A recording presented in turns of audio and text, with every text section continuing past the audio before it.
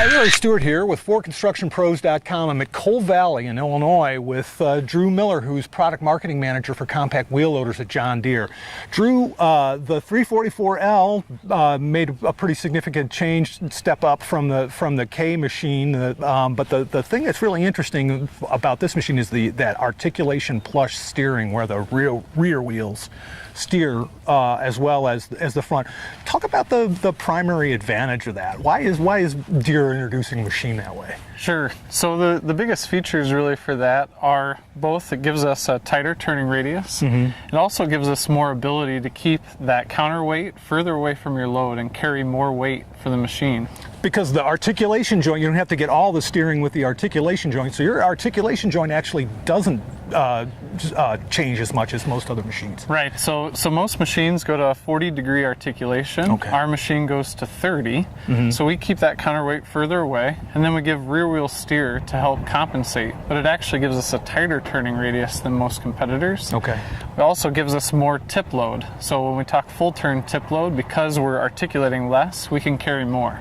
Okay. And overall, then, we're giving you just more stability in the machine by decreasing that articulation and giving that rear wheel steer in place of it. So it's maneuverability, yeah, ability, and stability. Yeah. So you've got a tighter turning radius. You're carrying more weight, and you're more stable at full turn. You got it. Okay. But the system is really simple. That's one of the things that really impresses me about how you actually achieve that rear wheel steer. Talk about that a little bit. Yeah. So it's just a mechanical linkage for the machine that actuates off the articulation. Mm-hmm. It's a very simple design. We try to make sure that it stays low cost for the life of the machine, and really takes minimal maintenance, a couple grease points for the operator or for the owner to check. Mm-hmm. But overall, that simple linkage just makes sure that we can provide that feature at a lower cost. And that linkage is just a long tie rod running from the front segment of the machine, the front module frame, yep, and back to that rear axle. You got it.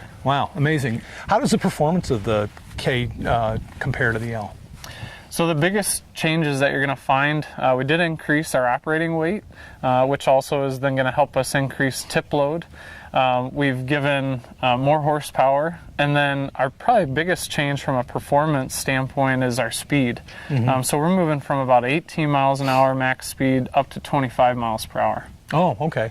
And part of there was a change in the algorithm that runs the two-speed gearbox in this that I would assume relates to that speed. Yeah. So one of the ways we got to the 25 mile an hour max speed is we integrated a two-speed gearbox.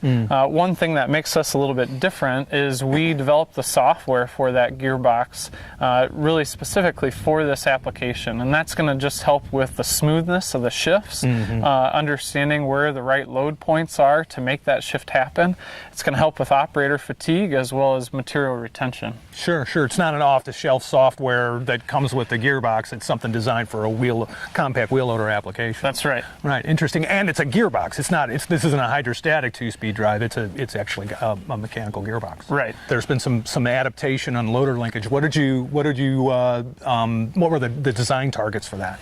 Yeah. So the biggest change here is one, to just improve overall lift capacity, but even more so is to help from a parallelism.